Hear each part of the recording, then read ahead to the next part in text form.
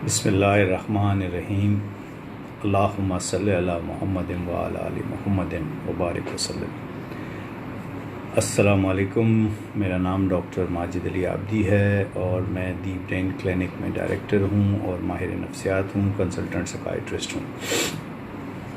जैसा कि आप सब जानते हैं कि हर रोज़ाना 3 बजे से लेकर 4 बजे तक इंस्टीट्यूट ऑफ क्लिनिकल साइकोलॉजी के इस ऑफिशियल पेज से अवेयरनेस प्रोग्राम जारी हैं और मैं पिछले 2 संडे भी आपके साथ था, आज भी मैं आपके साथ हूँ।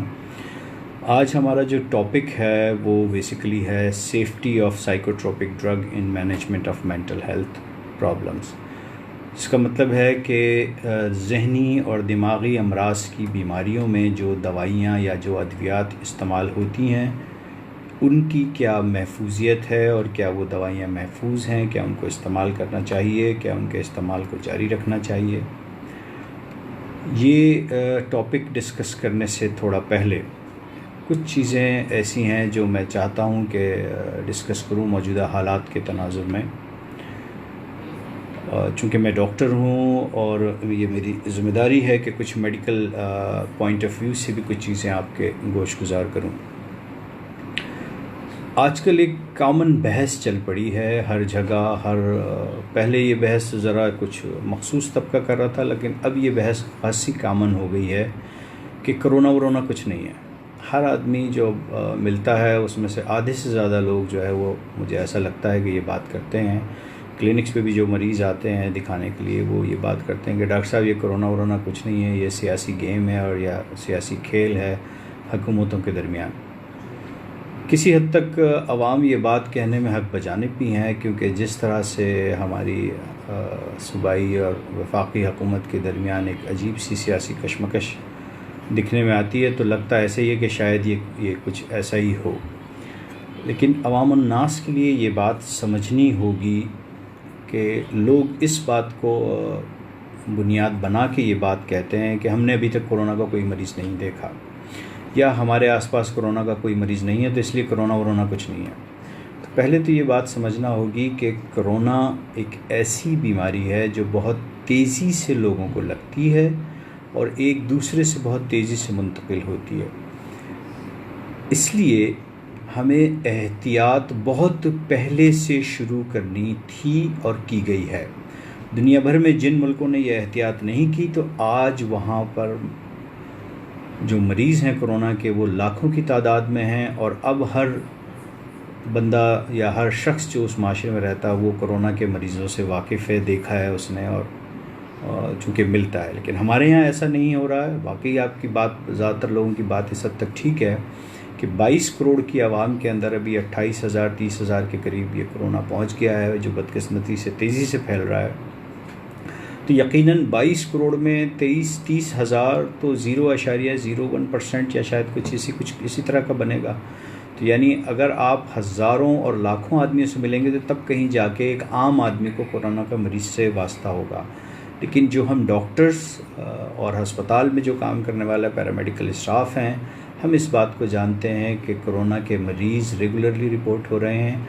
और अब यह सूरत हाल है कि कराची शहर में जितने भी क्वारंटीन सेंटर्स बने हुए हैं वो ऑलमोस्ट फुल हो चुके हैं और बदकिस्मती से तेज़ी से इनमें इजाफ़ा हो रहा है। हमें यहाँ ये बात भी समझनी होगी कि कोरोना के हर मरीज़ को सिम्टम्स या अलामात नहीं होते। इसलिए हो सकता है कि कोरोना का कोई मरीज़ हमारे आसपास मौजूद हो और बग़ैर किसी सिम्टम के उस शख्स को तो वो इन्फेक्शन से निकल जाए, लेकिन वो दूसरों को इन्फेक्शन लगा सकता है और ख़ुसूसन बच्चों और बूढ़ों के अंदर इस इन्फेक्शन का ख़तरा ज़्यादा ख़तरनाक होता है क्योंकि जानलेवा साबित हो सकता है। कल ही ये ख़बर आई है कि national institute of child health Karachi में एक बच्ची कोरोना की वजह से इंतकाल कर गई। बच्ची की उम्र गालिबन 4 साल या 3 साल थी। इसी तरह से बुज़ुर्ग हज़रात के इंतकाल की ख़बरें भी रोज़ाना की बुनियाद पर आ रही हैं, तेज़ी से आ रही हैं। तो खुदा के लिए ये जो मिथ हमारे माशरे में जन्म ले रही है कि कोरोना वरोना कुछ नहीं है, खुदा के लिए इसको ख़त्म कीजिए और इस बात को समझिए कि ये वबाई मर्ज़ है और जो वबा की सूरत इख्तियार करती चली जा रही है। बदकिस्मती से पाकिस्तान पिछले 4-5 दिन में फ़ेज़ 1 से फ़ेज़ 2 में शामिल हो गया है।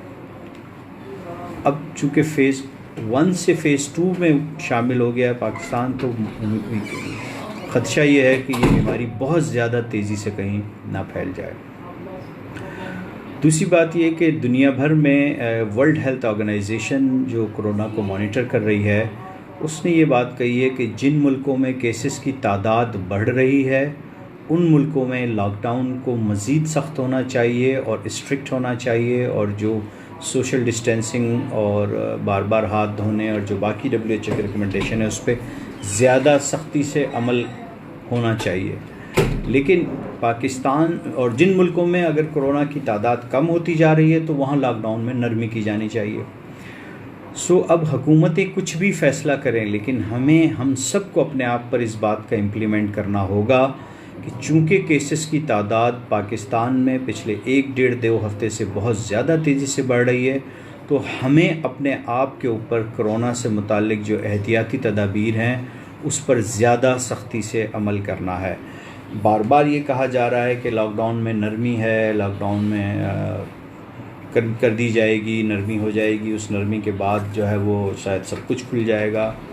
उस तमाम के बावजूद जब तक ये मामला पाकिस्तान में डिक्रीज़ ना हो, यानी जो कोरोना के केसेस आने की जो तादाद है ये अब तो तेज़ी से बढ़ रही है, जब तक कम ना हो हमें तमाम किस्म की एहतियाती तदाबीर को सामने रखना पड़ेगा। एक और छोटी सी बात मैं क्लियर करना चाहता हूँ, सोशल मीडिया पे रोज़ाना की बुनियाद पे इस तरह के मैसेजेस आते हैं कि दुनिया भर में जो है वो एक साल के अंदर मलेरिया से 20,000 लोग मर जाते हैं, फ़ला इन्फेक्शन से 40,000 लोग मर जाते हैं, किसी इन्फेक्शन से जो है वो या फ़ला दिल की बीमारियों से इतने लोग मर जाते हैं, एक्सीडेंट से इतने लोग मर जाते हैं। उन पे तो कोई इतनी तवज्जो नहीं है, इसलिए कोरोना फ्रॉड है या बकवास है या इस पर इतनी अहमियत नहीं देनी चाहिए। ये बात हमें समझनी होगी कि ये बात वाकई ठीक है कि बहुत से इन्फेक्शन मलेरिया से शायद 25,000, 30,000 या 40,000 या जो भी फिगर दिया जाता होगा मैसेज में वो ठीक होगा, लेकिन ऐसी कोई बीमारी मौजूद नहीं है कि जो 2 से 3 महीने में दुनिया भर में लाखों अफराद मर चुके हैं और 40 लाख से ज़्यादा इन्फेक्ट हो चुके हैं।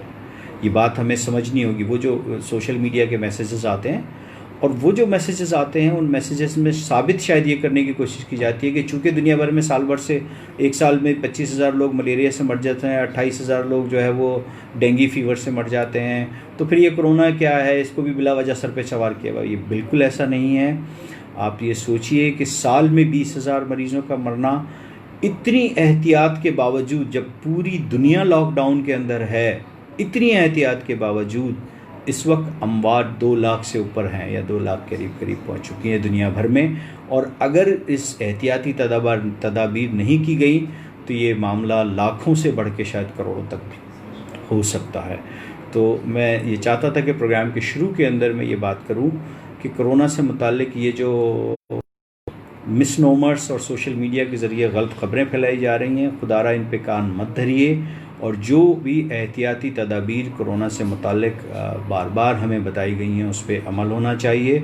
और सरकारी सतह पे लॉकडाउन नरम हो या सख्त हो, हमें अपनी एहतियाती तदाबीर को और सख्त करना होगा। वजह यह है कि वर्ल्ड हेल्थ ऑर्गेनाइजेशन ये बार बार रिकमेंड कर रहा है कि जिन मुल्कों में कोरोना के मरीज़ों की तादाद बढ़ रही है वहाँ पे लॉकडाउन और एहतियाती तदाबीर में ज़्यादा सख्ती से अमल करने की ज़रूरत है। जिन मुल्कों में तादाद कम हो रही है, मिसाल के तौर पे चाइना में तादाद कम भी हो गई है और ख़ासी हद तक वहाँ से ख़त्म भी हो गया है, तो वहाँ लॉकडाउन में नरमी भी हो गई है और बाज़ार और बाकी तमाम चीज़ें भी खुल गई हैं। मैं यहाँ ये बात कहूँगा कि वफाकी हुकूमत और सूबाई हुकूमतों के दरमियान जो एक जंग का सा अजीब सा एक समा है, वो अपनी जगह उसको हमें एक तरफ साइड में छोड़ देना चाहिए। हम सब अगर एक समझदार, पढ़े लिखे और ज़िम्मेदार शहरी हैं तो हमें इस बात का सबूत देना होगा कि ये हमारी ज़ाती, हमारी कम्युनिटी बेस्ड और माशरती ज़िम्मेदारी है कि हम इन एहतियाती तदाबीर के ऊपर ख़ुद भी अमल करें और अपने आसपास लोगों से अमल करवाएं। एक और अहम बात जो पिछले कुछ दिनों से आ रही है कि कई मरीज़ ऐसे हैं कि जिनको कोरोना की अलामात मौजूद होती हैं, कोरोना की अलामात हो जाती है, और लेकिन वो राब्ता नहीं करते अस्पतालों से, चेकअप नहीं करवाते, दिखाते नहीं हैं या टेस्ट नहीं करवाते हैं। मेरी उनसे ये गुजारिश है कि इसके पीछे भी कई वजूहात हैं। कुछ लोग शायद इसलिए कोरोना के टेस्ट नहीं करवाते कि घर वाले खौफज़दा हो जाएंगे, मोहल्ले वाले खौफज़दा हो जाएंगे। कुछ लोग जो फ्लैट्स या बिल्डिंग्स में रहते हैं उन लोगों का ख़दशा ये है कि अगर आसपास पड़ोस के लोगों को पता चलेगा कि कोरोना का मर्ज़ हो गया है तो वो लोग शायद हमें मोहल्ले से निकालने की बात करें या हमारा बाइकआउट करना शुरू कर दें, हमसे मिलना जुलना या सलाम दुआ करना बंद कर दें। ऐसा ज़रूर हो रहा है। तो मेरा आप इस प्रोग्राम के तवज्जुह से माशरे को भी ये मेरी रिक्वेस्ट होगी कि खुदा के लिए अगर किसी में कोरोना पॉजिटिव आ गया, इसमें उसका कोई कसूर नहीं है। और अगर आपको ये पता चलता है किसी में कोरोना पॉजिटिव आ गया है तो हमें उस शख्स से फ़िज़िकल डिस्टेंसिंग करनी है, सोशल डिस्टेंसिंग नहीं करनी। हमें उसके साथ हमदर्दी का रवैया रखना है, उस फैमिली के साथ भी और उन लोगों के साथ भी। और फिर हमें ऐसा माशरा तरतीब देना है कि वो भी अपना इलाज करवा सकें। और उसकी वजह से अगर हमने ऐसा किया और वो लोग जो कोरोना पॉजिटिव हैं या कोरोना के अलामात मौजूद हैं और अपना टेस्ट नहीं करवा रहे हैं, उनकी वजह से ये कोरोना दूसरों को लग रहा है, तो हो सकता है कि उनको खुद शायद ख़तरा ना हो लेकिन उनके अपने ही घर में मौजूद किसी बुज़ुर्ग या बच्चे को कोरोना से जानलेवा ख़तरा भी हो सकता है। तो खुदा के लिए अगर आपको कोरोना की अलामात होती हैं तो बिल्कुल ना छुपाइए, बल्कि करीबी हस्पताल में रब्ता कीजिए। गवर्नमेंट के सेंटर्स और बहुत सारे नंबर्स मौजूद हैं, उन पर रब्ता कीजिए।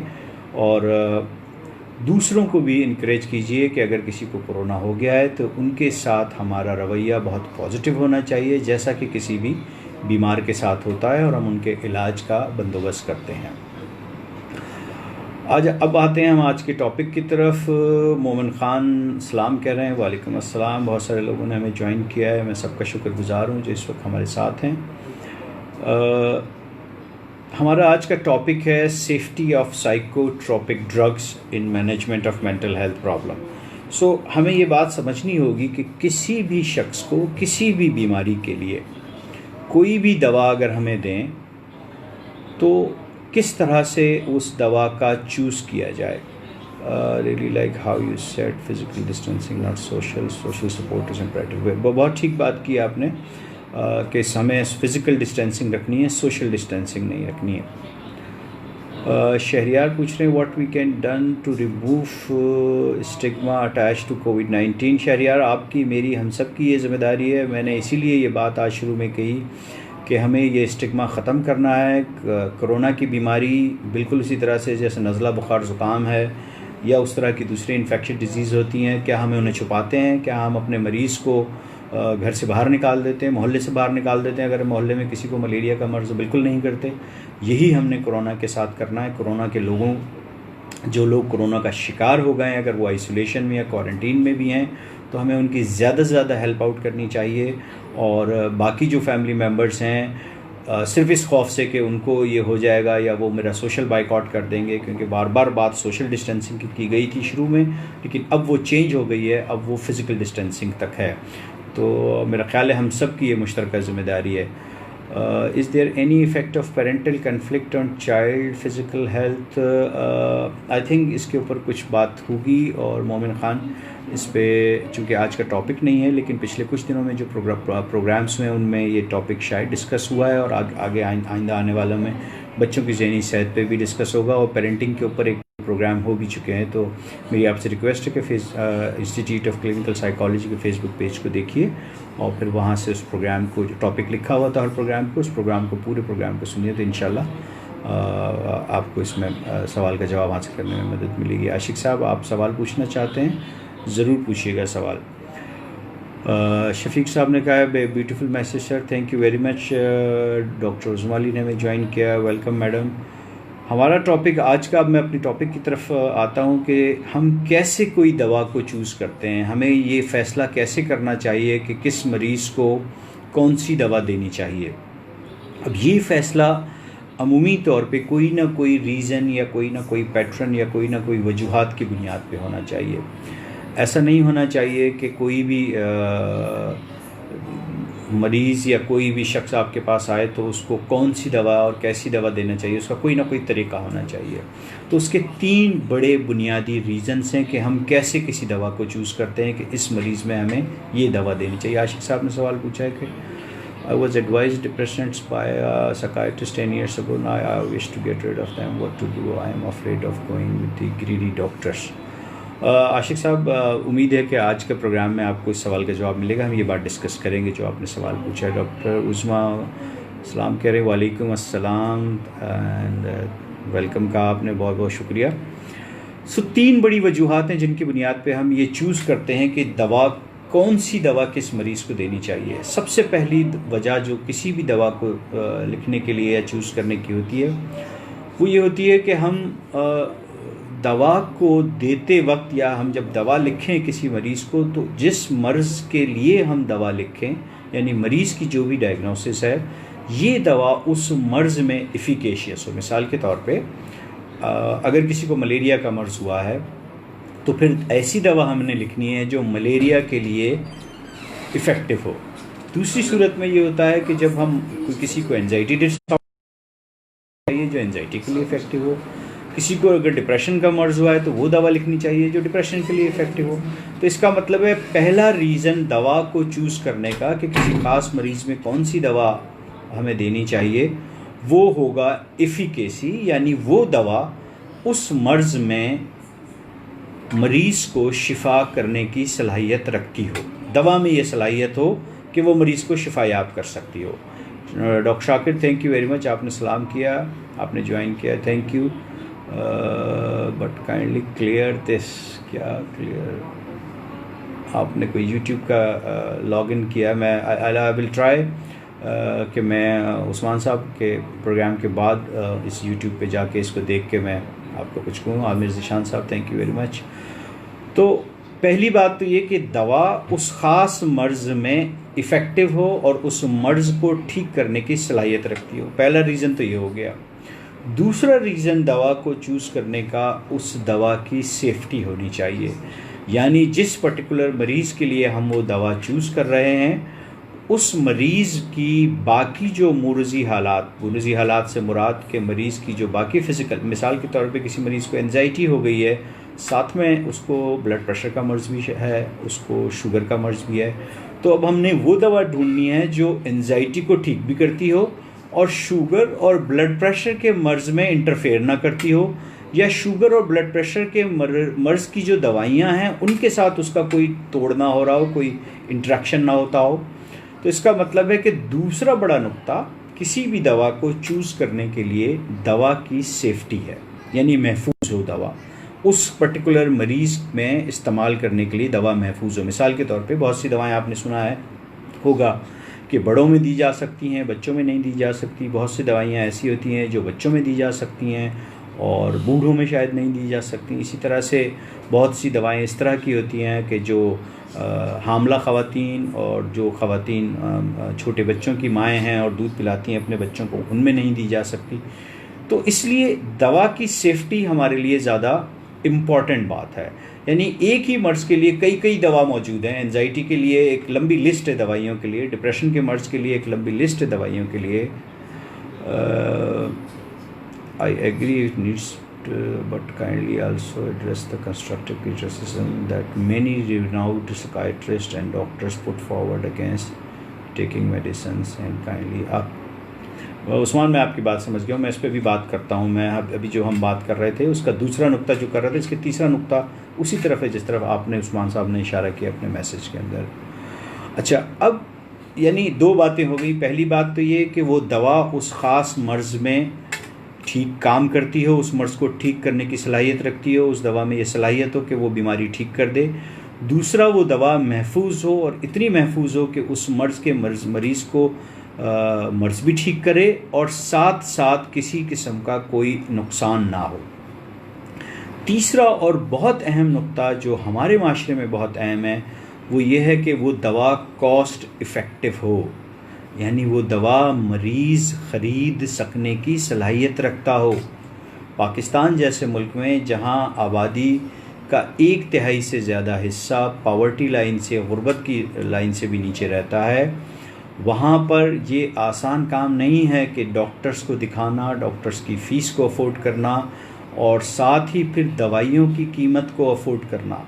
और ख़ुसूसन जब हम बात करते हैं एंजाइटी या डिप्रेशन या शिज़ोफ्रेनिया या दीगर जहनी अमराज, तो बहुत से जहनी अमराज ऐसे होते हैं जिनके लिए दवाइयाँ कुछ दिनों या कुछ हफ्तों या कुछ महीनों के लिए ज़रूरत होती है, लेकिन कई जहनी अमराज ऐसे होते हैं कि दवाइयाँ कई साल तक या शायद कभी कभार लॉन्ग लाइफ भी लेनी पड़ती है, जैसा कि ब्लड प्रेशर की दवाइयाँ या शुगर की दवाइयाँ भी लॉन्ग लाइफ लेनी पड़ती हैं। बिल्कुल इसी तरह से जहनी अमराज में भी कुछ अमराज ऐसे हैं कि जिनकी दवाइयाँ शायद लॉन्ग लाइफ लेनी पड़ती हैं। तो इसका मतलब है कि ये बात बहुत अहम है।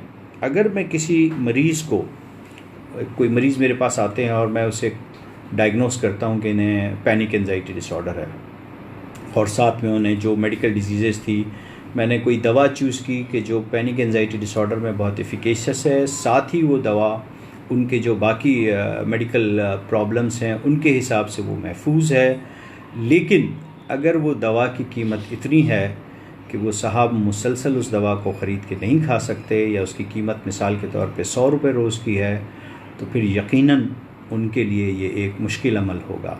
पाकिस्तान जैसे मुल्क में कुछ फ़ीसद लोग ही ऐसे हैं जो हर कीमत की दवा को अफोर्ड कर लेते हैं, शायद 2% या 5%, लेकिन ज़्यादातर मरीज़ वो होते हैं जिनको दवाओं की कीमत अफोर्ड करना आसान नहीं होता।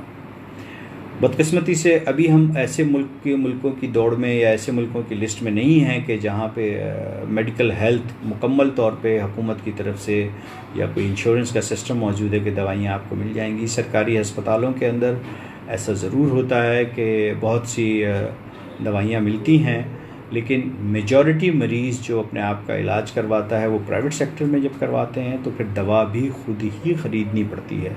सरकारी अस्पतालों में जब दवा मिलती है तो कई दफ़ा वो दवा या तो पूरी नहीं मिलती है या फिर उस दवा का मयार इस तरह का नहीं होता है, तो लोग फिर प्रेफर करते हैं ज़ाती तौर पे कि वो मेडिकल स्टोर से ख़ुद ही दवा को ख़रीदें और इस्तेमाल करें। तो चूँकि लोग जब खुद ही दवा को ख़रीदते हैं और इस्तेमाल करते हैं तो फिर इसको पैसे के हिसाब से दवा की कीमत को वो कोई आसान काम नहीं होता। तो अब हमें 3 पहलू हो गए हैं जिनकी बुनियाद पे हमें ये सेलेक्ट करना है कि किसी भी मर्ज़ के लिए दवा को क्या देना है। पहली बात, वो दवा उस मर्ज़ में काम करती हो, यानी उस मर्ज़ को ठीक करने की सलाहियत रखती हो दवा।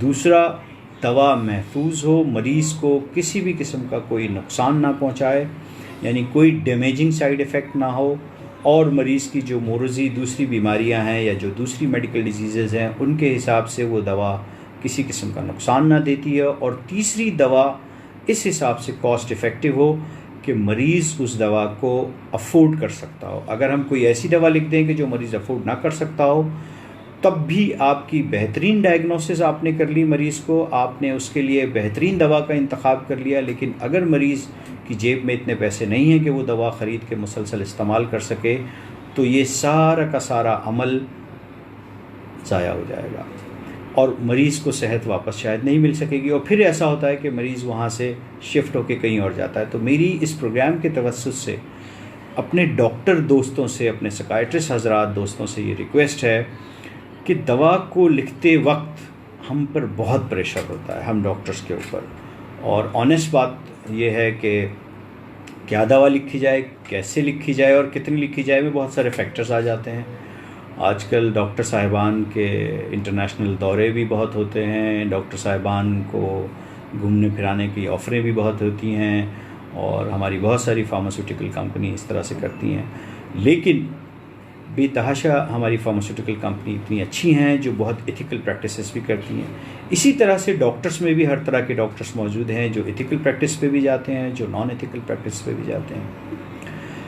मैंने अपनी प्रैक्टिस में एक मयार बना रखा है कि मुझे जब मरीज़ को दवा लिखूं तो उसको कितनी कॉस्ट की दवा लिखूं। ये एक बहुत मुश्किल सवाल है। अगर आप किसी मरीज़ को कितने रुपए की दवा लिखें कि वो मरीज़ अफोर्ड कर सकता हो। मिसाल के तौर पे अगर आप किसी मरीज़ को 200 रुपये रोज़ की दवा लिखते हैं तो आप सोचिए अगर आपने 1 महीने की दवा लिखी है तो 6,000 रुपये हो गए। अगर उसकी कुल तनख्वाह 15,000 या 20,000 है, वो ऐसा एक मज़दूर है जो 10,000, 15,000 या 20,000 कमाता है, और ये जो 15,000 20,000 जो कमाने वाला शख्स है, जिसके घर में 3 या 4 या 5 बच्चे हैं, क्या वो अपने घर के किसी एक फ़र्द के सिर्फ दवाओं पे 6,000 रुपये महीने का खर्च कर सकता है? बहुत मुश्किल काम है, तकरीबन नामुमकिन काम। तो फिर ऐसा ही होगा कि कुछ दिन वो दवा खिलाएगा, तबीयत थोड़ी बेहतर होगी और उसके बाद फिर वापस वहीं की वहीं आ जाएगी, तबीयत भी ख़राब होगी, इलाज भी नहीं होगा। तो इसका मतलब है कि हमें कॉस्ट इफ़ेक्टिव वाले मामले पर बहुत ध्यान देने की ज़रूरत है। अब हमारे लिए ये बात बड़ी अहम हो गई है और पाकिस्तान अल्हम्दुलिल्लाह उन खुशकिस्मत ममालिक में शामिल है कि जहाँ पर नेशनल फार्मास्यूटिकल इंडस्ट्री बहुत अच्छी डेवलप हो गई। डॉक्टर आतिफ सईद सलाम कह रहे हैं। वालेकुम अस्सलाम डॉक्टर साहब, thank you very much. Dealing with paediatric साइकोसिस and what antipsychotic drug. Doctor Atif साहब इंशाल्लाह आई ट्राई कि हम इसको भी कवर करते हैं।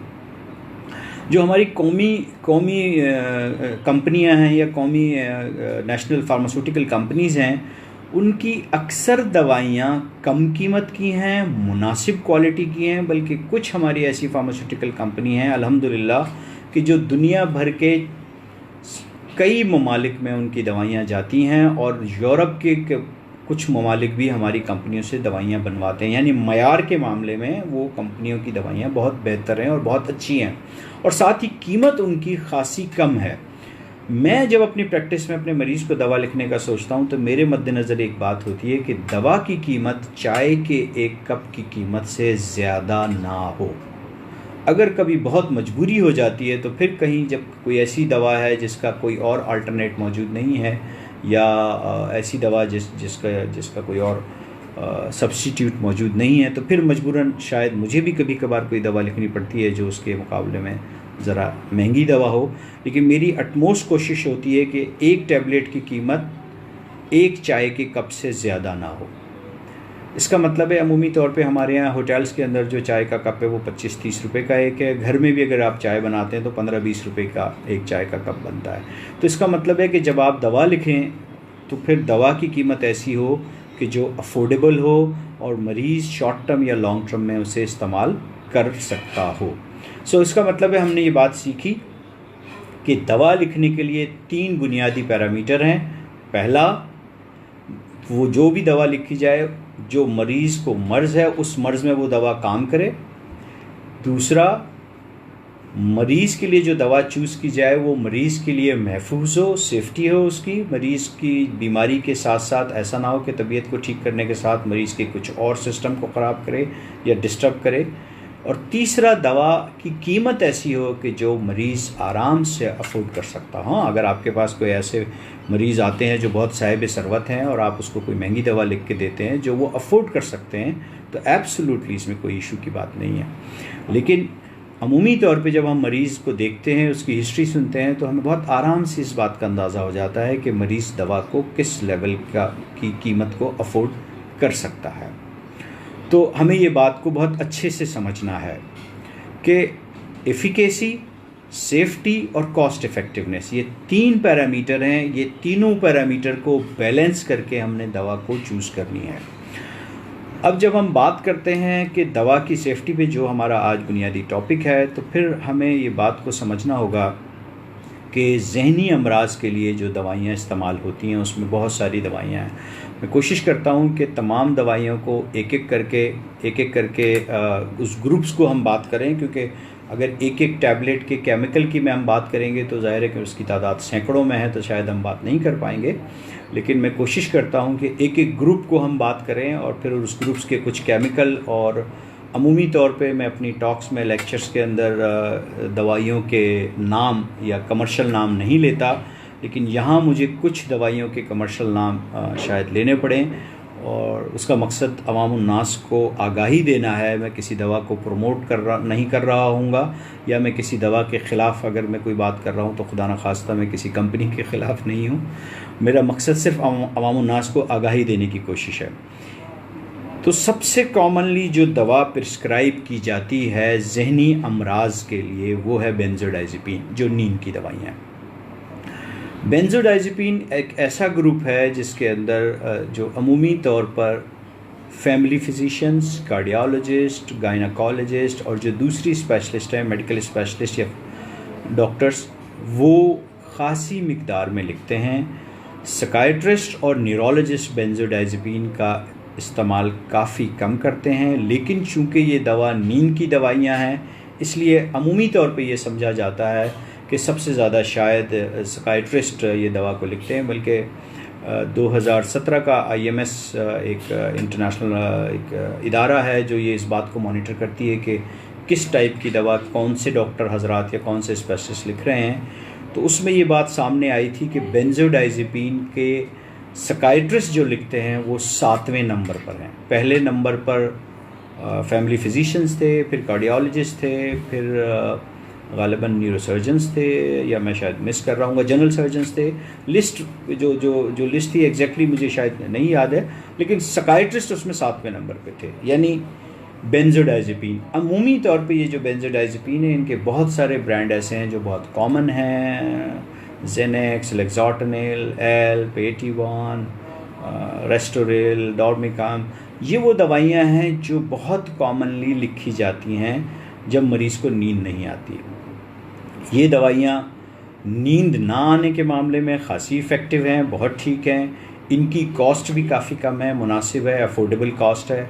लेकिन जब हम बात करते हैं सेफ्टी की, तो ये जो बेंजोडाइज़ेपिन हैं इनकी सेफ्टी में एक बहुत बड़ा इशू है, और वो इशू ये है कि कुछ अरसे मुसलसल अगर आप ये दवा इस्तेमाल करें, और ख़ुसूसन उस सूरत में कि जब दवा बेंजोडाइज़ेपिन आप इस्तेमाल कर रहे हैं और जो वजह है, जब मैं इससे पहले भी कई प्रोग्राम में बता चुका हूँ कि नींद ना आना बीमारी नहीं है।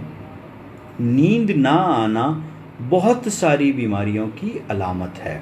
मिसाल के तौर पे एंजाइटी डिसऑर्डर में नींद नहीं आ सकती है, डिस्टर्ब हो सकती है। पैनिक डिसऑर्डर में नींद डिस्टर्ब हो सकती है। ऑब्सेसिव कंपल्सिव डिसऑर्डर में नींद डिस्टर्ब हो सकती है। डिप्रेसिव डिसऑर्डर में नींद डिस्टर्ब हो सकती है।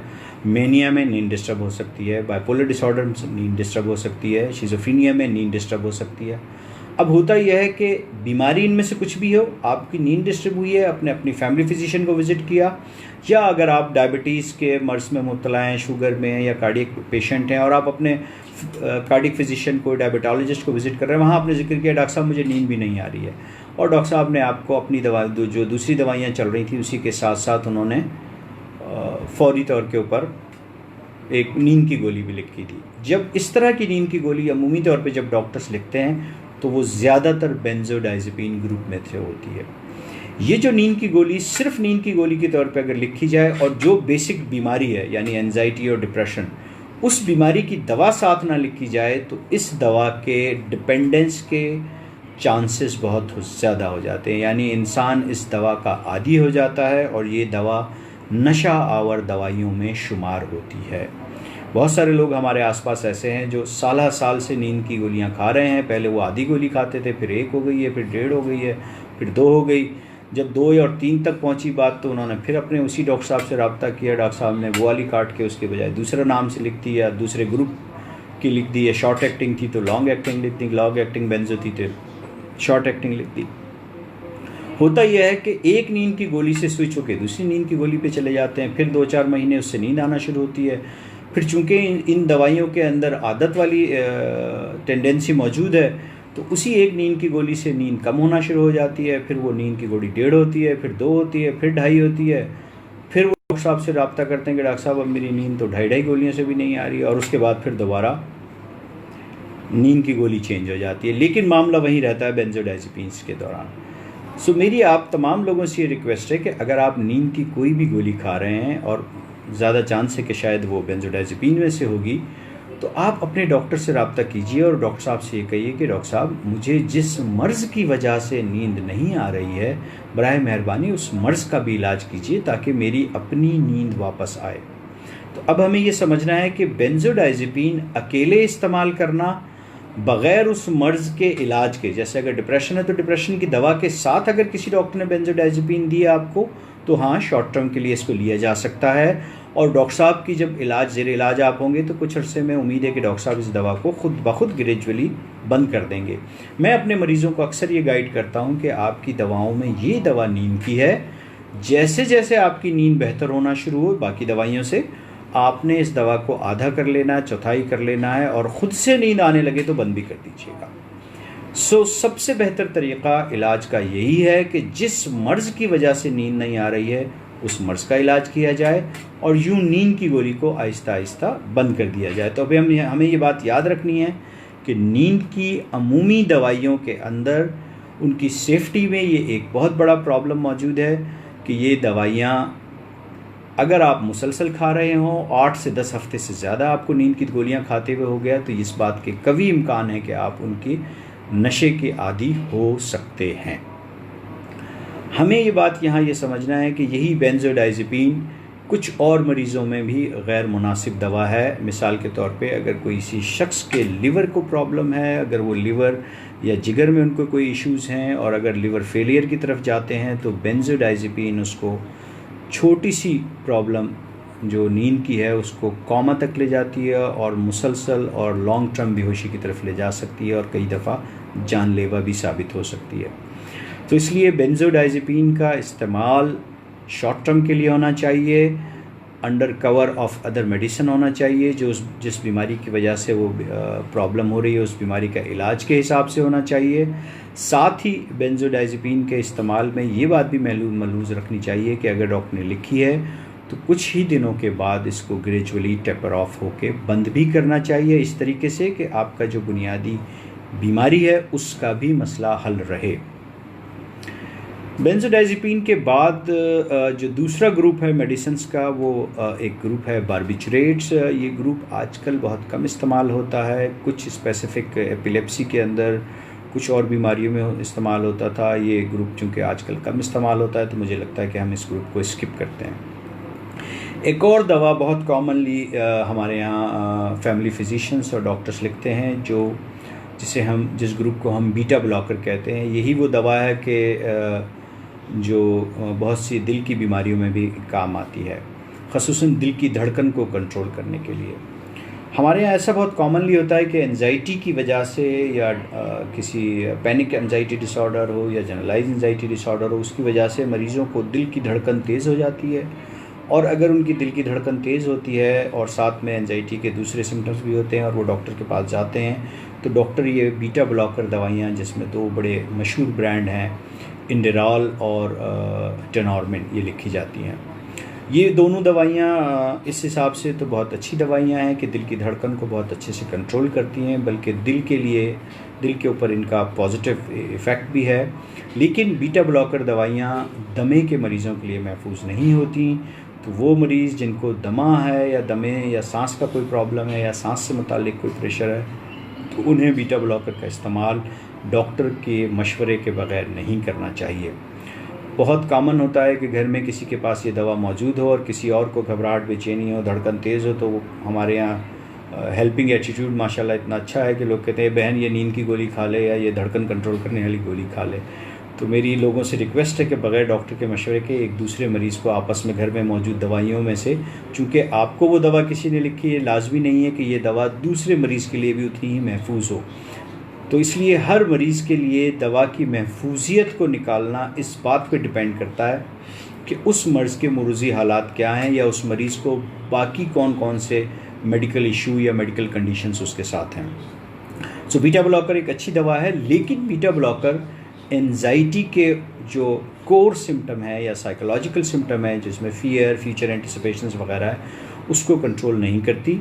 और चूँकि उसको वो कंट्रोल नहीं करती तो short term beta blocker anxiety के मरीज़ों में ज़रूर दी जाती है, लेकिन लॉन्ग टर्म में इसको इस्तेमाल करना मुनासिब नहीं है। यानी हमारा फिर वही बात है कि जो बुनियादी तौर पे एंजाइटी का मर्ज़ है उसी को ठीक करना चाहिए। डॉक्टर इमरान ने मैसेज डॉक्टर आज डूइंग एक्शन, बहुत बहुत शुक्रिया डॉक्टर इमरान साहब। By providing information easy language please emphasize that in any case do not take medicine और एडजस्ट विदाउट कंसल्टेशन। जी हाँ, हम इस पे बात करेंगे और हमने अभी थोड़ी देर पहले भी इस पे बात की थी कि ख़ुद से दवा ना लें, बल्कि ये जो हमारे घर में मौजूद ख़वातीन होती हैं, इनके पास अक्सर जो बुज़ुर्ग ख़वातीन हैं उनकी एक दवाइयों की एक पटारी होती है और उसके अंदर बहुत सारी चीज़ों की दवाइयाँ मौजूद होती हैं। तो घर में किसी के सर में दर्द हो या नींद नहीं आ रही है तो वो वहाँ से एक दवा निकाल के दे दी जाती है कि तुम ये खा लो।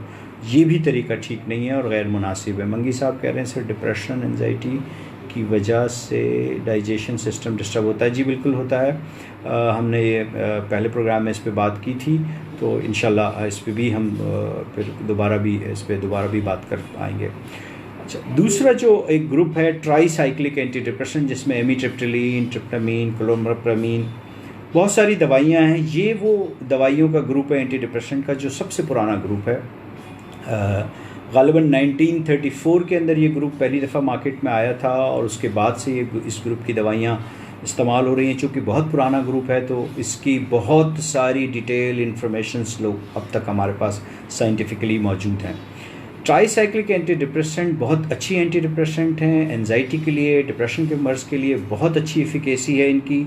लेकिन जब हम बात करते हैं सेफ्टी वाले पॉइंट ऑफ व्यू से, तो ट्राईसाइक्लिक एंटी डिप्रेसेंट में अल्हम्दुलिल्लाह किसी किस्म की डिपेंडेंस नहीं है, किसी किस्म का नशावर मामला नहीं है। बल्कि मैं अपने तमाम नाज़रीन को ये बताऊंगा कि जो हमने सबसे पहला ग्रुप बेंजोडाइज़ेपिन जो ग्रुप हमने डिस्कस किया है, बेंजोडाइज़ेपिन ग्रुप के अंदर यकीनन ये चांसेस मौजूद हैं कि वो डिपेंडेंस करता है। लेकिन इसके अलावा जितनी बाकी दवाइयां हैं, मेजॉरिटी जो बाकी साइकाइट्रिक दवाइयां हैं या जहनी अमराज को ठीक करने वाली दवाइयां हैं, इनमें नशा आवर दवाइयां नहीं हैं, यानी ये दवाइयां नशा काज नहीं करती। हमें ये बात समझनी है। तो इसका मतलब है कि ट्राईसाइक्लिक एंटी डिप्रेसेंट का जब हम जिक्र करेंगे तो उसमें भी नशे के चांसेस नहीं हैं। लेकिन ट्राईसाइक्लिक एंटी डिप्रेसेंट दिमाग के वो रिसेप्टर जहाँ पे हमें इनकी ज़रूरत होती है, यानी सेरोटोनिन और नॉरएड्रेनालिन, उसके अलावा बहुत सारे दूसरे रिसेप्टर पे इफ़ेक्ट करती हैं, जिसकी वजह से मुंह में खुश्की करना, पेशाब में रुकावट होना, रुक रुक के पेशाब आना, बहुत ज़्यादा नींद आना, क्योंकि इनमें सेडेशन की चांसेस हैं। डिपेंडेंस नहीं है, सेडेशन है, तो नींद आने के चांसेस ज़्यादा हो जाते हैं इन दवाइयों को इस्तेमाल करते हुए।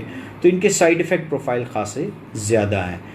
जब हम कॉस्ट इफ़ेक्टिवनेस की बात करें तो ये खासी कॉस्ट इफ़ेक्टिव हैं। इन दवाइयों की कीमत बहुत मुनासिब है, 5 रुपये से लेकर 12-10 रुपये की एक गोली की कीमत मौजूद है। दिन में 4 से 5 गोलियां भी लेनी हो तो शायद पर डे कॉस्ट 40-50 रुपये से ज़्यादा ना बने, जो 2 कप चाय या 1.5 कप चाय की कीमत है, जैसा कि हमने पहले डिस्कस किया था।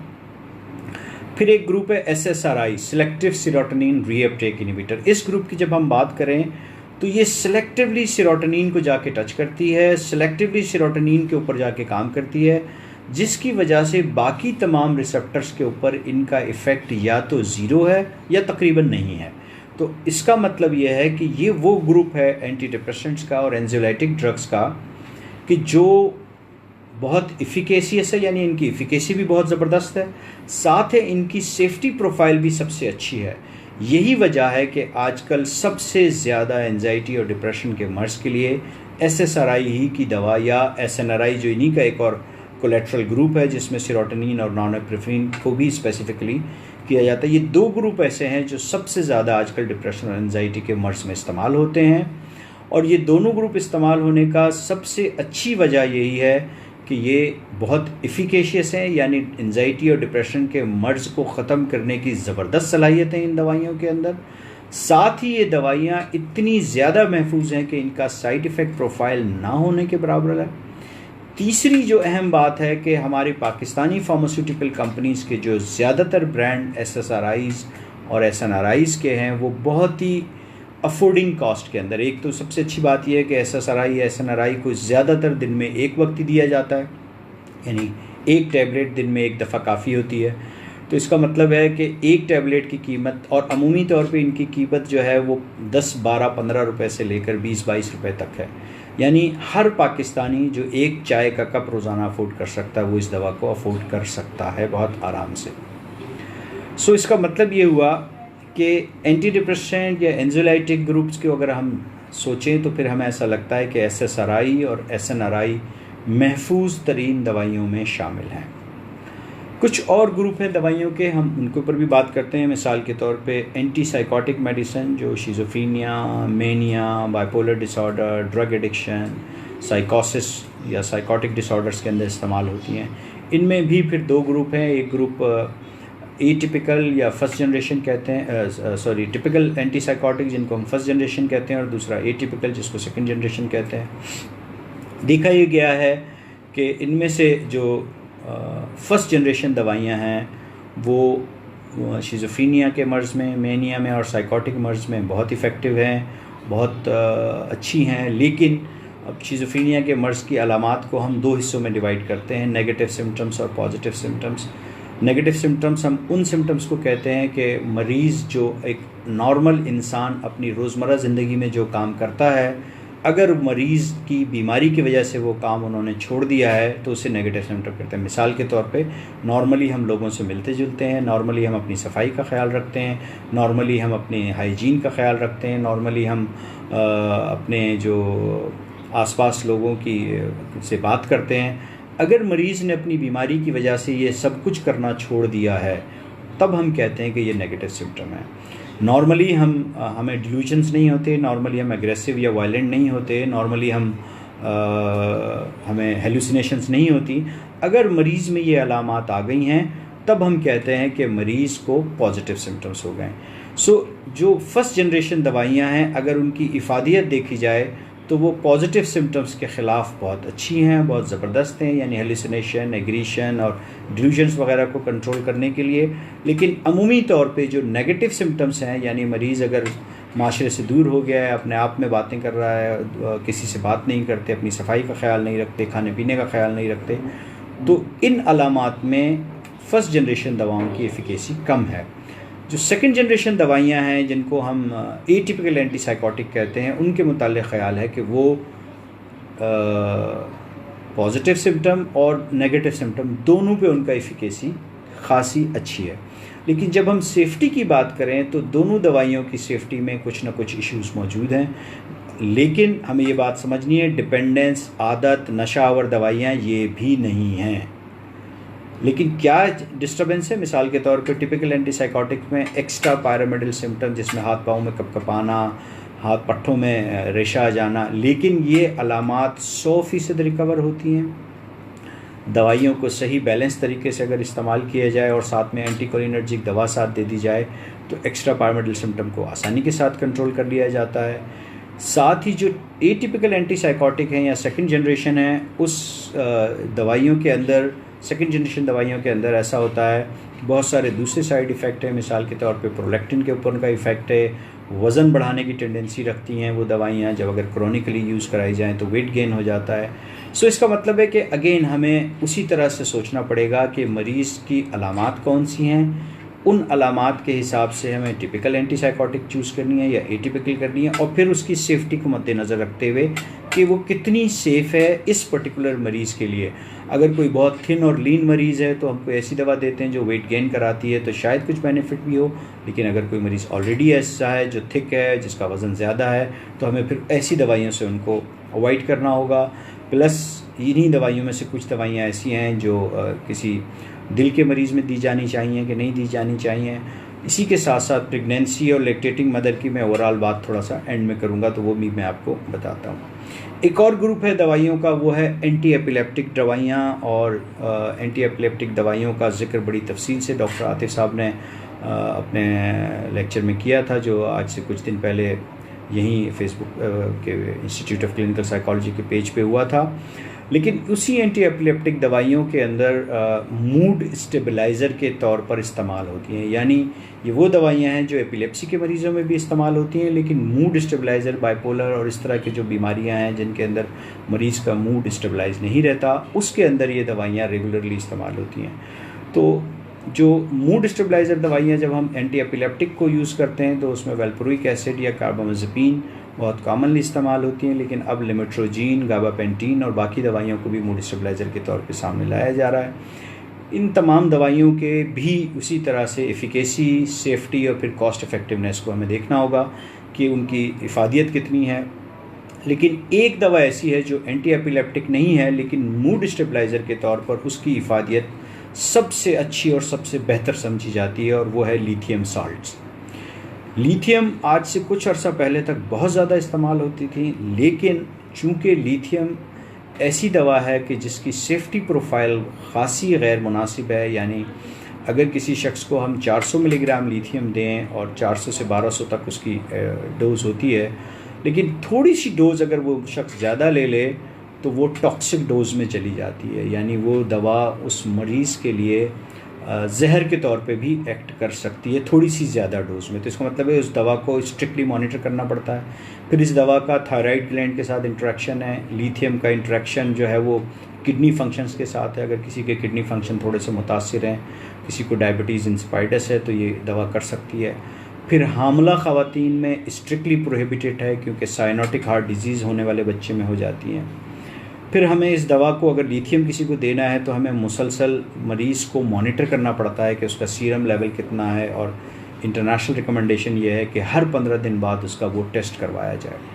तो इस सारी वजूहात की वजह से लिथियम का इस्तेमाल अब कम हो गया है, और ज़्यादातर मूड स्टेबलाइज़र का इस्तेमाल अब एंटी एपिलेप्टिक ड्रग्स के तौर पे किया जाता है। तो मैं यहाँ अवाम उन्नास से ये गुजारिश करूँगा कि बहुत दफ़ा ऐसा होता है कि हम साइकियाट्रिस्ट किसी मरीज़ को मूड स्टेबलाइज़र के तौर पे एंटी एपिलेप्टिक ड्रग देते हैं जो ज़्यादा महफूज और सेफ़ हैं लिथियम के मुकाबले में, और उनकी कीमत के हिसाब से भी वो कॉस्ट इफ़ेक्टिव हैं। तो कई दफ़ा ऐसा होता है कि लोगों के लवायकीन जाके जब ये वो दवा ख़रीदते हैं तो मेडिकल स्टोर वाले से या कहीं और से वो जब इन्फॉर्मेशन मिलती है तो वो परेशान हो जाते हैं कि डॉक्टर साहब ने शायद गलत दवा लिख दी है, हमारे मरीज़ को तो मिर्गी के दौरे नहीं पड़ते थे, तो ये मिर्गी के दौरे की वाली दवा क्यों लिख दी है। तो ये बात हमें यहाँ समझनी है कि एक ही दवा बहुत सारे मर्ज़ों में इस्तेमाल होती हैं। मिसाल के तौर पे अगर हम पैनाडोल या पैरासीटामोल की बात करें, हर आम आदमी जानता है कि पैरासीटामोल और पैनाडोल का इस्तेमाल आजकल सबसे ज़्यादा बुखार के लिए इस्तेमाल की जाती है। लेकिन आपको ये जान के हैरत होगी कि पैरासीटामोल जब पहली दफ़ा दुनिया में लॉन्च हुई थी तो उसका इस्तेमाल दांत के दर्द के लिए था। सो दांत का दर्द और कहाँ अब पैरासीटामोल का इस्तेमाल जब हर तरह के दर्द में वो इस्तेमाल होती है, वो एक महफूज दवा है और वो बुखार के लिए कॉमनली यूज़ होती है। तो इसी तरह से चूँकि एक ही दवा का कई इस्तेमाल हो सकता है, तो इसीलिए ये जो दवाइयाँ हैं एंटी एपिलेप्टिक दवाइयाँ हैं जो बुनियादी तौर पे मिर्गी के मर्ज़ की दवाइयाँ हैं, लेकिन ये तमाम की तमाम दवाइयाँ और इनमें से अक्सर दवाइयों ने अपने आप को बेहतरीन मूड स्टेबलाइज़र के तौर पे साबित किया है। तो बहुत दफ़ा ये होता है कि हम मरीज़ को ये दवा लिख के देते हैं, फिर मरीज़ और उनके लवाहिकीन और कभी कभार फैमिली फिजिशियंस भी इस बात पे कंफ्यूज हो जाते हैं कि डॉक्टर साहब ने एंटी एपिलेप्टिक दवा क्यों लिखी है। जहाँ हमने इतनी सारी बात की है इन तमाम दवाओं के बारे में, अब कुछ बातें मैं आपसे करना चाहूँगा स्पेसिफ़िकली। मिसाल के तौर पे अगर हमारे पास कोई ऐसी मरीज़ आती हैं जो हामला खातून हैं, तो फिर दवाइयों का इस्तेमाल बहुत ज़्यादा कॉशियस होना पड़ता है। अगर आप किसी ऐसी मरीज़ा से इनकाउंटर हो रहे हैं कि जो हामला भी हैं और उनको डिप्रेशन और एंजाइटी का मर्ज़ है, जो कि डिप्रेशन और एंजाइटी प्रेगनेंसी में उसके चांसेस बढ़ जाते हैं, तो होता ये है कि हमें फिर कुछ मखसूस दवाइयाँ हैं जो उनमें दी जा सकती हैं। ट्राईसाइक्लिक एंटी डिप्रेसेंट महफूज हैं, लेकिन ट्राईसाइक्लिक एंटी डिप्रेसेंट के चूँकि ड्राइनेस ऑफ माउथ और बहुत सारे दूसरे साइड इफ़ेक्ट हैं जो प्रेगनेंसी में बियर करना मुश्किल होता है, तो SSRI में ख़ुसूसन फ्लॉक्सिटीन और सर्टलिन, ये दो ऐसी SSRI हैं जिनको FDA ने प्रेगनेंसी में यूज़ करने के लिए महफूज करार दिया है। इसी तरह से अगर किसी शख्स को कोई जिगर का मसला है या लीवर का मसला है, तो फिर हमें वो दवाइयाँ देनी पड़ती हैं, क्योंकि ज़्यादातर दवाइयाँ जिगर से जाके मेटाबोलाइज होती हैं।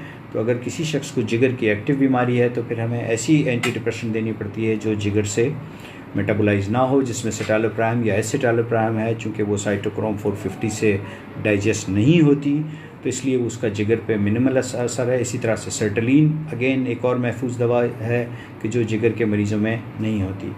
अगर हम ऐसे माओं की बात करें जो छोटे बच्चों को दूध पिलाती हैं या दूध पिलाने वाली जो माओं हैं, तो उनके लिए अगर एंटी डिप्रेशन की बात करें तो अब जो रिकमेंडेशन है वो सर्टलिन और पैरोक्सिटीन है, जो ज़्यादा रिकमेंडेड है कि जो ज़्यादा महफूज है दूध पिलाने वाली माओं के लिए।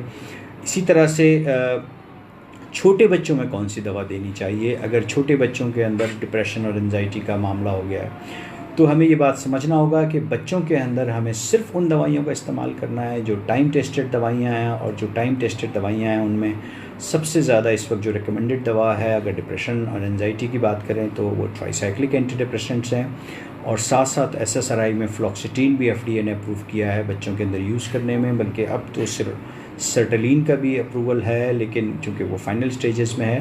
तो हमें फ्लॉक्सिटीन और ट्राइसाइक्लिक एंटी डिप्रेसेंट्स यूज़ की जा सकती हैं। इसी तरह से जब अगर हम एंटीसाइकोटिक ड्रग्स की बात करें तो एंटीसाइकोटिक ड्रग्स के अंदर प्रेग्नेंट ख़वातीन के अंदर सिर्फ टाइम टेस्टेड जो सबसे पुरानी टिपिकल एंटीसाइकोटिक्स हैं जिसमें ट्राइफ्लुप्राजीन है वो रिकमेंडेड है। इसी तरह से अगर दूध पीने वाली माँ हैं तब भी ट्राइफ्लुप्राजीन ही रिकमेंडेड है। और अगर हम बात करें एंटी एपिलेप्टिक ड्रग्स की तो प्रेगनेंसी के अंदर फर्स्ट डिग्री सेफ्टी किसी भी ड्रग की नहीं है, लेकिन सेकंड और थर्ड ट्राइमेस्टर के अंदर कार्बामाज़ेपिन को कंपैरेटिवली सेफ ड्रग करार दिया गया है। लेकिन अब आजकल लेवेटिसिट्राम एंटी एपिलेप्टिक ड्रग है वो भी प्रेगनेंसी में सेफ करार दी जाती है और ज़्यादा प्रेफर किया जाता है कि लेवेटिसिट्राम को दिया जाए। सो यूँ हमने एक ओवरऑल बात की है कि सेफ्टी दवाइयों की कितनी है, तो हमें समझना है। दोबारा मैं उसको थोड़ा सा रिकैप कर देता हूँ। फिर बहुत सारे कमेंट्स में सवाल आए हैं, मेरी कोशिश होगी कि मैं इन कमेंट्स को रोल बैक करके ऊपर जाके सारे कमेंट्स को जवाब देने की कोशिश करूँ। तो पहली बात ये कि जितनी दवाइयाँ जहनी अमराज में इस्तेमाल होती हैं उसमें बेंजोडाइज़ेपिन वो ग्रुप है जो एडिक्शन या आपको आदत नशावर दवा के तौर पे आपको आदत का बाइस कर सकता है। तो अगर आप बेंजोडाइज़ेपिन खा रहे हैं तो बराए मेहरबानी अपने डॉक्टर से रब्ता कीजिए और उनसे कहिए कि डॉक्टर साहब मुझे जिस वजह से नींद नहीं आ रही है उस बीमारी का इलाज कीजिए, और इंशाल्लाह उसके बाद अगर आपका प्रॉपरली उस बीमारी का इलाज होगा तो बेंजोडाइज़ेपिन से ग्रेजुअली आपको बंद करके आराम से आपकी उससे जान छूट सकती है और आप इस नशावर टेंडेंसी से भी बच सकते हैं। इनके अलावा जितनी दवाइयाँ साइकियाट्री में मॉडर्न साइकियाट्री में इस्तेमाल होती हैं वो नशावर दवाइयाँ नहीं हैं, उन दवाइयों की आदत नहीं पड़ती है। उन दवाइयों को जब हम अमूमी तौर पे सुनते हैं तो ऐसा ही लगता है कि तमाम दवाइयाँ कोई नशावर दवाइयाँ हैं, तो नशावर नहीं हैं ये दवाइयाँ। और इन दवाइयों से मुताल्लिक जो भी मामलात आपके जहन में आते हैं वो अपने डॉक्टर्स के जाके ज़रूर क्लियर कीजिए। सेफ्टी की बात हमेशा मलूज़ ख़ातिर रखिए, आप जो भी दवा इस्तेमाल करें वो आपके लिए महफूज होनी चाहिए। अगर आप कभी भी किसी साइकियाट्रिस्ट को दिखाते हैं तो उस साइकियाट्रिस्ट को जब आप दिखाएं तो आप साइकियाट्रिस्ट के अलावा जो दवाइयाँ इस्तेमाल कर रहे हैं जिस भी मर्ज़ में मुब्तला हैं उसका ज़िक्र ज़रूर कीजिए, डॉक्टर साहब को इन्फॉर्म कीजिए कि डॉक्टर साहब मैं ये दवा खाता हूँ, ताकि डॉक्टर साहिबान उस हिसाब से आपको दवाइयाँ दें। मेरी डॉक्टर साहिबान से यहाँ एक रिक्वेस्ट है जो मैं पहले भी कर चुका हूँ इसी प्रोग्राम में कि दवा प्रिस्क्राइब करते हुए इस बात का ज़रूर ख्याल रखें कि जो आपका मरीज़ है क्या वो ये दवा अफोर्ड कर सकता है कि नहीं कर सकता। पाकिस्तान जैसे मुल्क में जहाँ मरीज़ों को दवा अपनी जेब से ख़ुद ख़रीदनी पड़ती है, हमें इस बात का लाजमी ख्याल रखना है कि मरीज़ को ऐसी दवा लिखें कि जो कम कीमत में हो और जिसकी कीमत इतनी हो कि मरीज़ उसको अफोर्ड कर सके। हम अमूमी तौर के ऊपर जो दवाइयाँ मरीज़ों को लिखते हैं उसमें अल्हम्दुलिल्लाह पाकिस्तान के अंदर वो दवाइयाँ मौजूद हैं कि जिनकी कीमत चाय के एक कप की कीमत के बराबर है। तो कोशिश कीजिए कि रफली इसी तरह की कोई दवा लिखिए कि जिसकी कीमत सिर्फ इतनी हो जो आम आदमी आराम से अफोर्ड कर सके।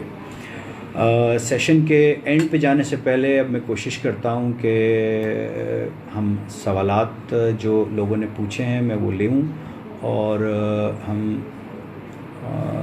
कमेंट्स भी पढ़ते जाएंगे इंशाल्लाह। ट्राई के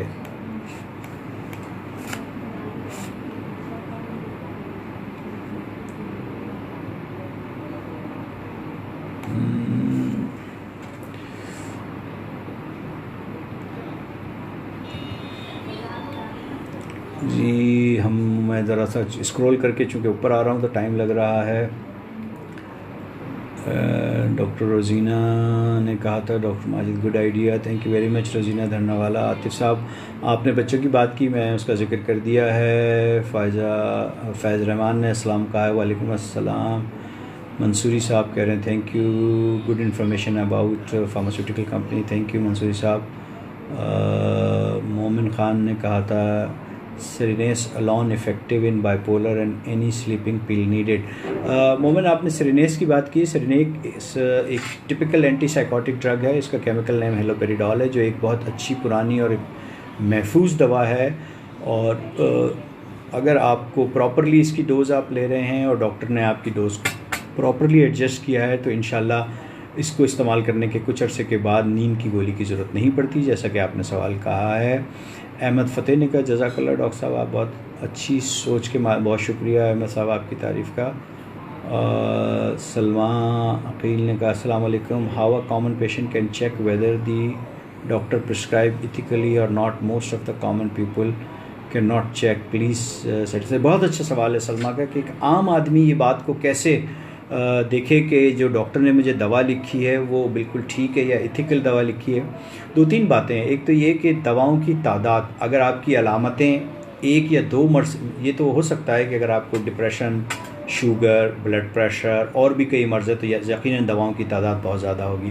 लेकिन अगर आप फॉर एग्ज़ाम्पल सिर्फ एंजाइटी के लिए एक मरीज़ किसी डॉक्टर के पास गया है, तो अगर डॉक्टर साहब ने बहुत सारी दवाइयाँ लिखी हैं, 7 दवाइयाँ, 8 दवाइयाँ, और हमने कई दफ़ा नुस्खों पे ऐसा देखा है कि 8-8, 10-10 दवाइयाँ लिखी होती हैं, तो यकीनन इसका मतलब है कि शायद डॉक्टर साहब ने कोई बहुत अनइथिकल इथिकल प्रिस्क्रिप्शन नहीं है। बदकिस्मती से हमारे कुछ कुलीग्स ऐसे भी हैं कि एक ही केमिकल कई कई कंपनियों के लिख देते हैं। मिसाल के तौर पे अगर उनको पैनाडॉल या पैरासीटामॉल की टैबलेट लिखनी है तो वो पैरासीटामॉल ही के 4-5 मुख्तलिफ ब्रांड लिख के दे देंगे एक ही पर्ची के ऊपर, एक ही दवा पे। तो मेरी अपने डॉक्टर कुलीग से ये गुजारिश है कि बराए मेहरबानी ऐसा ना कीजिए, क्योंकि जल्द या देर से मरीज़ और उनके लवाकिन को ये बात पता चल जाती है कि हमें जो दवा लिखी गई है ये इफ़िकेसियस है या नहीं है, और दूसरा ये कि क्या ये दवा इथिकल प्रिस्क्रिप्शन है या नहीं है। और फिर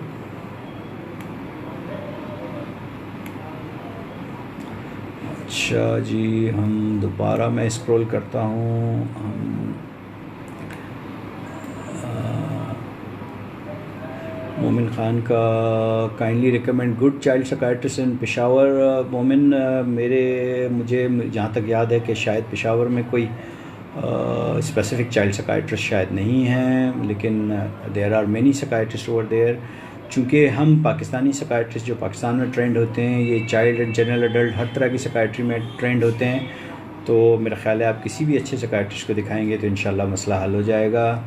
मुबशिर हुसैन, अस्सलाम वालेकुम। वालेकुम अस्सलाम, very well explain topic, definitely help patient themselves, thank you very much आपके कमेंट का। आयशा फैसल, अगर कोई इंसान ड्रग्स लेता है और वो एकदम से छोड़ दे तो क्या उसकी वजह से लैक ऑफ स्लीप हो सकती है? बिल्कुल आयशा, जो आपने सवाल पूछा है ये बिल्कुल ठीक से आपने पूछा है। कोई भी शख्स किसी भी मर्ज़ की दवा एकदम से बिल्कुल नहीं छोड़नी चाहिए।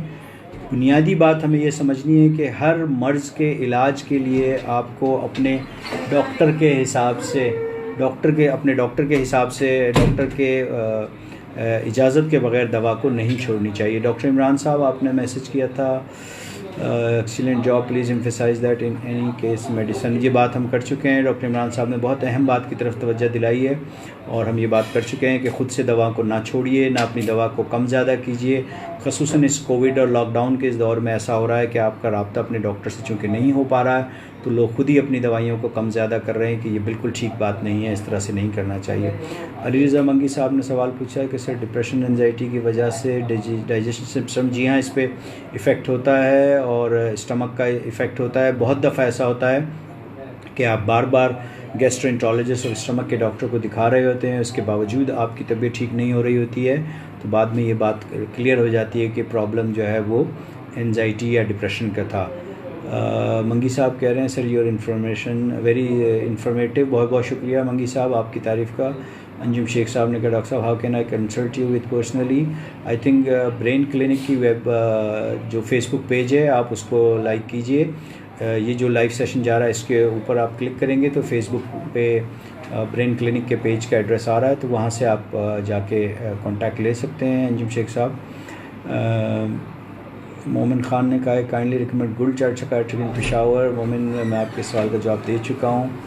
आयशा सर आंसर प्लीज़, मैंने आपका जवाब दे दिया। डॉक्टर सोबिया, आपकी तारीफ़ का बहुत शुक्रिया, thank you very much. Doctor उज़मा please share doctor Majid clinic, अच्छा थैंक यू। मोमिन, SSRI SNRI treat can be taken in mania. SSRI और SNRI मेनिया में बिल्कुल भी नहीं लेनी चाहिए, बल्कि ये वो दवाइयाँ हैं जो मेनिया को बढ़ा सकती हैं। तो आपको ये बात समझनी है कि अगर मेनिया या कोई भी मसला है तो ख़ुद से दवाइयों को स्विच ना कीजिए मोमिन साहब, और अपने डॉक्टर से कंसल्ट कीजिए। नीचे मुबशिरा शेखानी साहब, कोई सब्सिट्यूट है लिथियम का? मुबशिरा साहिबा, लिथियम का कोई सब्स्टिट्यूट डायरेक्टली नहीं है, लेकिन जैसा मैंने पहले बताया तमाम एंटी एपिलेप्टिक खसूसन वैल्प्रोइक एसिड और सोडियम वैल्प्रोरेट जो है वो सब्स्टिट्यूट के तौर पे इस्तेमाल की जाती है एज ए मूड स्टेबलाइज़र। लेकिन अगर आप लिथियम के ऊपर हैं और लिथियम पे सेटल हैं तो लिथियम के जितने प्रोटोकॉल हैं उसकी सेफ्टी के उसको स्ट्रिक्टली फॉलो कीजिए, और अगर आप वो नहीं फॉलो हो रहे हैं तो फिर अपने डॉक्टर से कंसल्ट करके मूड स्टेबलाइज़र चेंज करवाइए। Asif Khan sir, can I take code apricap? अगर आपको डॉक्टर ने लिखी है, ये एक अच्छी दवा है और महफूज दवा है, आप बिल्कुल ले सकते हैं।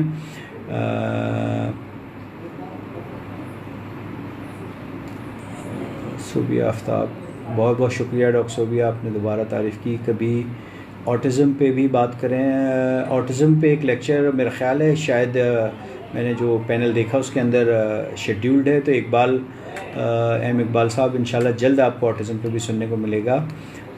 अंजुम शेख, जज़ाकल्लाह such information session, thank you very much. Mubashir साहब, लिथियम 400 की 2 टैबलेट एंड लेजिटाल 50 की टैबलेट ये सेफ़ हैं। लिथियम के साथ लेजिटाल की जो टैबलेट अगर आप ले रही हैं तो ये न्यूरोपैथी के चांसेस को बढ़ाती हैं, और ये दोनों दवाइयाँ एक साथ रिकमेंडेड नहीं हैं। तो मेरी आपसे रिक्वेस्ट होगी कि अपने डॉक्टर से रजू कीजिए, और अगर आप लिथियम ले रही हैं तो लिथियम की स्ट्रिक्ट मॉनिटरिंग करवाइए, और आप हर 15 दिन बाद लिथियम का टेस्ट करवाइए, जिसके अंदर आपका लिथियम का जो टेस्ट सीरम लेवल है वो 0.5 इक्विवेलेंट पर डेसीलीटर से लेकर 1.0 मिली इक्विवेलेंट पर डेसीलीटर के दरमियान होना चाहिए। अगर इससे कम है तो लिथियम काम नहीं करेगी, और इससे ज़्यादा है तो लिथियम टॉक्सिसिटी के चांसेस होंगे। साथ ही आपको रेगुलरली अपने यूरिया क्रिएटिनिन के टेस्ट भी कराते रहने चाहिए ताकि आपके रीनल फंक्शन भी कंट्रोल रहें। फसीहा वहीद कह रही हैं, I have a bipolar disorder, I have been prescribe 80 milligram Lurisa, symptom have reduced in term of depressive phase, but anxiety is still there. Should I taking separate medicine for anxiety? I think फरीसा आपकी इन दवाइयों की dose पे adjust होना है। अगर आपके symptoms improve हो गए हैं प्लीज़ अपने डॉक्टर से रब्ता कीजिए। लुरीसा एक बहुत अच्छी दवा है बाइपोलर के लिए, बहुत अच्छी और महफूज दवा है, लेकिन मुझे ऐसा लगता है कि चूँकि आपके सिम्टम्स ठीक हो रहे हैं, बेहतर हो रहे हैं, तो इसकी डोज़ को एडजस्ट करना होगा। बाज़ात एंटीसाइकोटिक ड्रग का एक साइड इफ़ेक्ट होता है जिसको एकेथीजिया कहते हैं, जो बिल्कुल एंजाइटी की तरह होता है, तो मे बी पॉसिबल कि ये शायद एकेथीजिया के कोई सिम्टम ना हो, तो सिर्फ डोज ही को एडजस्ट करने से ये मसला इंशाल्लाह आपका हल हो जाएगा। अंजुम शेख साहब कह रहे हैं कि मेरी बड़ी बहन को so much doctors have prescribe her medication which does not suits her and made her life more miserable. Anjum साहब, जो आपने अपनी बहन के मुतालिक लिखा है तो इसमें ये बात क्लियर नहीं है कि उन्हें क्या बीमारी है और वो कौन सी दवाइयाँ ले रही हैं, तो मेहरबानी फरमा के ज़्यादा तो तफसीलन आप ये मैसेज में भेजिए ताकि हम आपको बाद में भी जवाब दे सकें। ना नहीं तो किसी करीबी जिन भी डॉक्टर साहब को आप दिखा रहे हैं उन डॉक्टर साहब के पास जाके उनसे पूछिएगा कि डॉक्टर साहब मेरी बहन को क्या बीमारी है, और जो दवाइयाँ हैं उनके केमिकल नाम अगर आप शेयर करें तो शायद मैं आपको कुछ बेहतर एडवाइस दे सकूं। सना जुनेद अस्सलाम कह रही हैं, वालेकुम अस्सलाम सना आप ठीक हैं, खैरियत से हैं। Salma Aqeel, thank you for your kind reply, thank you very much. Dear sir, can we consult about our problem here also in the session? Sana, अगर कोई ऐसी चीज़ है जो आप यहाँ शेयर कर सकती हैं, प्रॉब्लम पूछ सकती हैं, ज़रूर पूछिए, हम कोशिश करेंगे कि आपको जवाब दें। आसिफ खान साहब ने कहा है, can I talk to you? इस सेशन के दौरान आप मुझसे मैसेज के ज़रिए बात कर सकते हैं। उसके अलावा भी आम हालात में मैं फ़ोन पे बात करना मेरे लिए ख़ासा नामुमकिन है। उसकी वजह यह है कि करीबन 47,000 के करीब मरीज़ मेरे कांटेक्ट में हैं। अगर आप ये सोचिए कि एक मरीज़ साल में एक दफ़ा सिर्फ 1 मिनट की भी मुझसे फ़ोन पर बात करना चाहे तो शायद मैं सारा दिन फ़ोन पर ही बात करता रह जाऊं, और फिर शायद मैं क्लिनिक भी ना कर सकूं, और अपने रोज़मर्रा ज़िंदगी के जो मेरे बाकी फ़राइज़ हैं शायद वो भी ना अंजाम दे सकूं। लेकिन एक सहूलत मौजूद है कि आप फेसबुक पेज पे अपना सवाल लिख के भेज दीजिए। दी ब्रेन क्लिनिक का फेसबुक पेज भी है और डॉक्टर माजिद अली आब्दी के नाम से भी फेसबुक पेज है। सो मैं कोशिश करूँगा कि आपको जल्द जवाब दे सकूँ। अस्सलाम वालेकुम sir, can we give depril in pregnancy? Usually depril एक ऐसी दवा है जो टाइम टेस्टेड है और लॉन्ग टर्म बहुत अरसे से इस्तेमाल हो रही है, और प्रेगनेंसी में इसकी सेफ्टी ख़ासी हद तक महफूज है, तो दे सकते हैं। लेकिन पहली कोशिश यही होनी चाहिए कि प्रेगनेंसी में कोई भी दवा ना दी जाए, लेकिन अगर कोई बहुत अटमोस्ट ज़रूरत है तो फिर इसको दिया जा सकता है। COVID positive, I was COVID positive recovered yesterday, I can not sleep, awakening sleep, have high paying jerk, heart beats and sleep, please advice. Waqas, मेरी आपसे रिक्वेस्ट होगी जो आपने अलामात लिखी हैं, इन अलामात का गालिबन लगता ऐसा है कि आप एंजाइटी का शिकार हैं। अगर इस कोविड-19 के दौरान क्या आपने कोई भी दूसरी दवा इस्तेमाल की थी? अगर आपने कोई दूसरी दवाएं इस्तेमाल की थी तो बाज़ औक़ात ये साइड इफ़ेक्ट उन एंटीबायोटिक्स का या एंटीवायरल ड्रग्स का भी हो सकता है। तो इसलिए अगर आपको ये सब कुछ इन दवाइयों के बग़ैर हुआ है तो फिर मुझे लगता है कि आप ब्रेन क्लिनिक के फ़ेसबुक पेज पे या डॉक्टर माजिद अली आबदी के फ़ेसबुक पेज के ऊपर मुझे दोबारा ये मैसेज कीजिए, मैं आपको वहाँ गाइड करूँगा कि कौन सी दवा आपको बेहतर कर सकेगी। Thank you very much Sana. Doctor Imran ने कहा please encourage patient to grateful and thankful that there is medicine available which means hope. बेशक इसमें कोई बात ही नहीं है। डॉक्टर इमरान ने जो बात की बहुत ही खूबसूरत बात की है कि एक दवा मौजूद है जो उम्मीद की दवा है, और यकीनन ये वो दवा है कि जिससे सारी ज़िंदगी हमें अपने साथ रखनी चाहिए और उम्मीद का दामन कभी भी नहीं छोड़ना चाहिए, और यही वो वाहिद ज़रिया है जिससे हम अपनी ज़िंदगी को हमेशा स्मूथ रख सकते हैं। बाइपोलर और मेनिया सेम है। बेसिकली बाइपोलर में 2 फेज़ होते हैं, जिसमें एक मेनियक फ़ेज़ होता है और एक डिप्रेसिव फ़ेज़ होता है।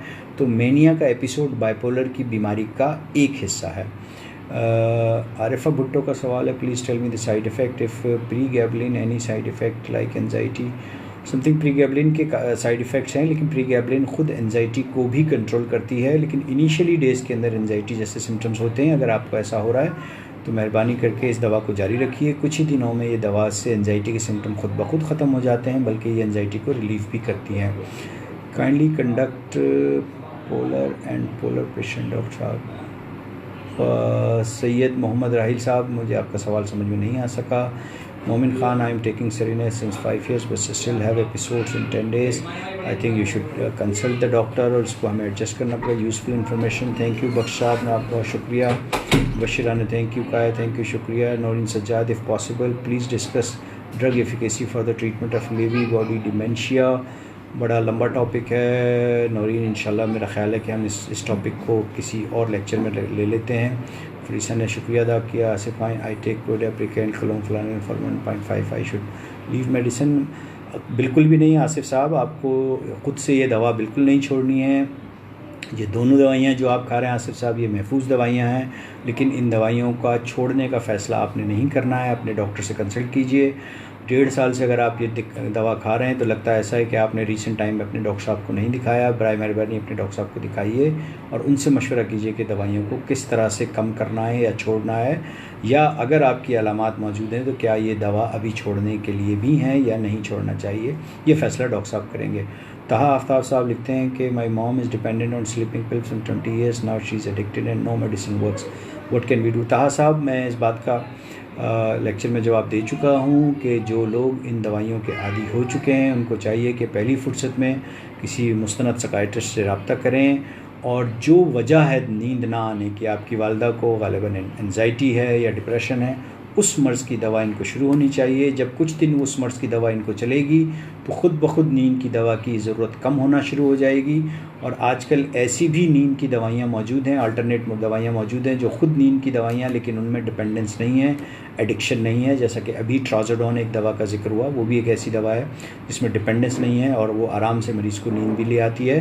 तो पहले तो आपको वालदा को किसी मुस्तनद साइकियाट्रिस्ट को दिखाइए, और जो भी नींद की गोलियाँ वो इस्तेमाल करती हैं उनको रिप्लेस किया जा सकता है आसानी के साथ। सैयद मोहम्मद राहिल साहब, highly appreciate, thank you very much. Imran Qureshi साहब ने अस्सलाम वालेकुम, हाउ आर यू डॉक्टर साहब, मैं बहुत शुक्रगुजार हूँ, थैंक यू।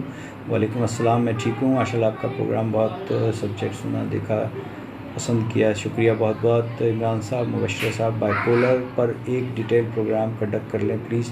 इंशाल्लाह बाइपोलर पे भी हम एक डिटेल प्रोग्राम करेंगे। मेरा ख्याल ये उन टॉपिक्स में से जो ऑलरेडी हमारे प्लान में है। तहा आफ्ताब, माई मॉम इज़ डिपेंडेंट, तहा का सवाल दोबारा आया है, तहा हम जवाब दे चुके हैं। फरीद साहब, I was initially prescribe Inderal along with Lurisa for anxiety, should I continue with it. Farisa, again मेरा इस सवाल का एक ही जवाब है कि अपने डॉक्टर से कंसल्ट कीजिए और फिर इस बात का फ़ैसला कीजिए कि ये कंटिन्यू होनी चाहिए या नहीं। मैं या मेडिसिन या कोई एप्लीकेशन फिर स्टॉप कर सकता हूँ। आसिफ, आपके सवाल का जवाब दे दिया है हमने। ताहा साहब, मेरा ख्याल ताहा साहब ने बार बार ये मैसेज किया, उनको ये लग रहा था मैं मैसेज मिस कर दिया है। मैंने आपके सवाल का जवाब दे दिया है। मेरा ख्याल है कि यही आज के सारे मैसेज थे। इस दुआ के साथ कि अल्लाह तबारक व तआला मेरे मुल्क को, मेरे माशरे को, तमाम इंसानों को, इस जहां को अपने खैर आफ़ियत में रखे, तमाम वबाओं से महफूज रखे। जितने बीमार हैं उनको अल्लाह ताला शिफ़ा दे। रमज़ानुल मुबारक के इस महीने की बरकत की वजह से अल्लाह ताला हम सब को महफूज रखे, हमारी इबादत को कबूल फ़रमाए, हमारी दुआओं को कबूल फ़रमाए। सेशन को एंड करते हुए अस्सलामु अलैकुम वरहमतुल्लाहि वबरकातुहू।